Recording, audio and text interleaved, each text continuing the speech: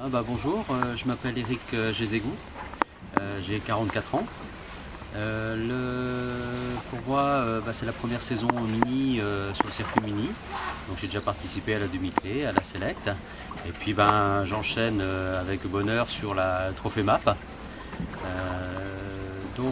Mon parcours de skipper, tout simplement j'ai commencé en optimiste, caravelle, j'ai enseigné aux gens l'apprentissage de la voile, les rudiments de la voile. Après je suis passé comme chef de bord croisière.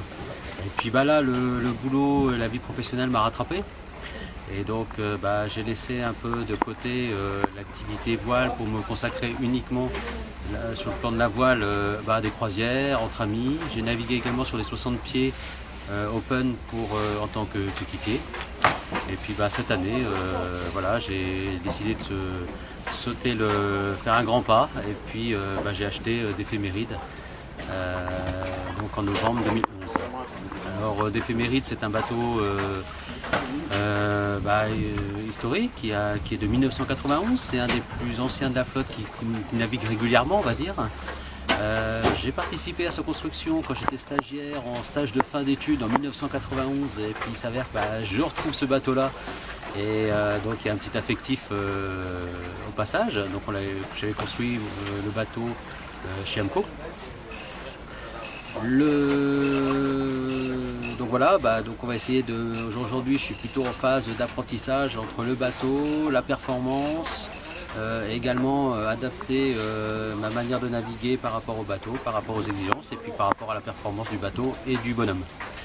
Le trophée map, c'est quelque chose qui m'intéressait, je souhaitais la faire. Pourquoi? Parce que c'est une course difficile, réputée difficile, je vous dirai ça en retour. On navigue dans des cailloux, on passe le Ratsin, on descend en face de l'Orient, on va virer un phare qui s'appelle l'Ibervido et ensuite on remonte vers l'occidental du Ratsin. Donc là on va se confronter au courant, aux cailloux. Et puis la météo semble assez clémente, donc on aura des petits airs. Il va falloir jouer avec les courants et un peu de stratégie. Donc c'est tout à fait intéressant, ça me prépare bien pour mon projet qui est important, qui est ambitieux. C'est le projet 2013 pour participer, être au départ à Douarnenez de la Transat 650 2013. Voilà, donc écoutez, n'hésitez pas à venir nous voir sur le port. On est tous là, on est prêts à vous accueillir, il n'y a pas de souci. Voilà. Un passage par les Sables des Açores peut-être cette année? Alors pas pour cette année, le van des Açores, les Sables des Açores van, parce que les vannes c'était l'ancienne version.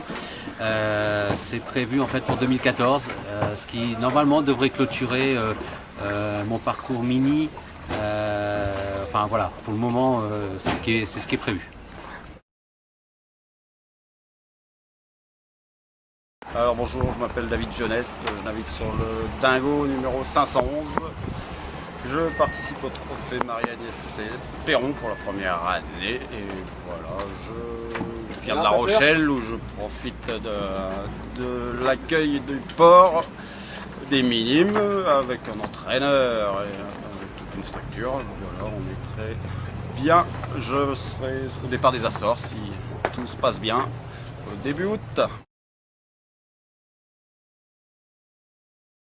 Bonjour Maxime, c'est une petite interview à bord du D2. C'est un bateau du chantier Marée Haute, ça fait partie des bateaux de série de dernière génération. Bruno, 50 ans, ça fait maintenant 4 ans que je suis sur le circuit avec une transat derrière. Et ce que je vais préparer, c'est la transat 2013, parce que comme j'ai pas fini celle d'avant, j'aimerais bien finir l'histoire. Et le trophée map, c'est pour le plaisir. C'est pour le plaisir de naviguer avec les autres et de se bagarrer, donc ça va être sympa.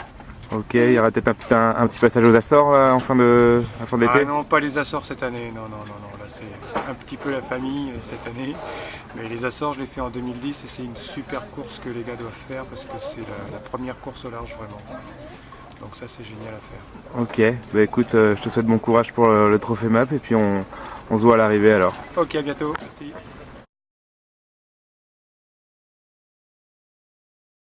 Eh ben, je m'appelle Laurent Picard, je suis sur un Pogouin, le numéro 250, qui est un vieux bateau de 1999, mais qui a déjà fait 2 fois la Transat.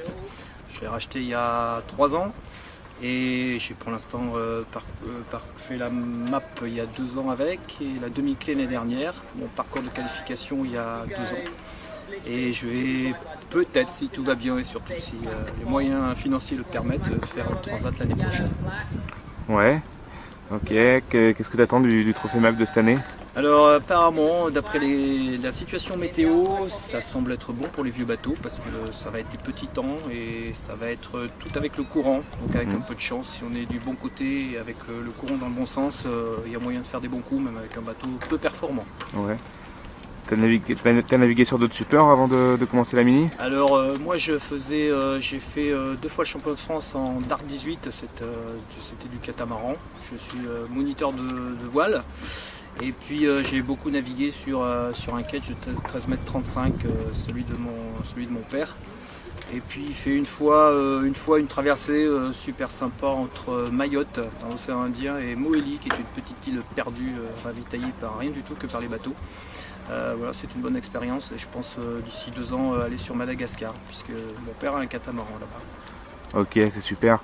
Et qu'est-ce qui t'a attiré dans la Mini, à l'esprit ou... Alors le Mini, c'est la course qui m'intéressait au départ, la course croisière, et comme les budgets ne permettaient pas de passer sur des grands supports, le Mini 650 c'était vraiment l'outil de rêve pour débuter, quoi. Voilà. Donc c'est vrai que c'est un tremplin pour d'autres supports, puis en fin de compte je m'aperçois que le Mini ça me va, je ne cherche pas d'autres supports pour l'instant. Je vais essayer d'aller au bout de mes objectifs Transat, puis après on verra. On va se remettre à la croisière familiale. Ok. Est-ce qu'on aura un passage par les Açores en fin de saison? Je crois pas. Cette année, ça va être compliqué. D'un point de vue professionnel en tout cas. Je préfère me réserver éventuellement pour la Transat l'année prochaine qui va à la Guadeloupe. Ça me plaît bien cette destination finalement par rapport au Brésil. Je sais pas pourquoi, mais donc je préfère me réserver pour l'année prochaine que pour cette année en fin de compte. Très bien. Alors je m'appelle Donatien Carme, je suis à bord de mon bateau, le 606, que j'ai construit de mes blanches mains il y a maintenant 6 ans. C'est un bateau tout en carbone, c'est un prototype, donc c'est un bateau relativement passage, un bateau avec une petite qui bascule, avec des dérives, avec des ballasts, avec un mât en carbone, tous les espoirs sont en carbone, tous les appendices sont en carbone. Voilà, c'est un gros bout de carbone sur lequel je suis, qui flotte, qui va bien et avec lequel je m'apprête à prendre le départ du trophée Marianne Espéron demain matin. Toutes les bricoles, tous les bricolages sont finis pour aujourd'hui, il n'y a plus qu'un peu de navigation à préparer. Et puis une bonne nuit de sommeil pour être en forme demain. C'est la pétole qui nous attend, ça risque d'être un petit peu long, c'est un format de course qui est assez intense, c'est assez court, on n'a pas le temps de s'ennuyer, on a peu le temps de dormir et l'objectif cette année pour cette course c'est d'abord de la finir, puisqu'elle est qualificative pour moi pour prendre le départ des Sables, les Açores les Sables au mois de juillet de cette année 2012.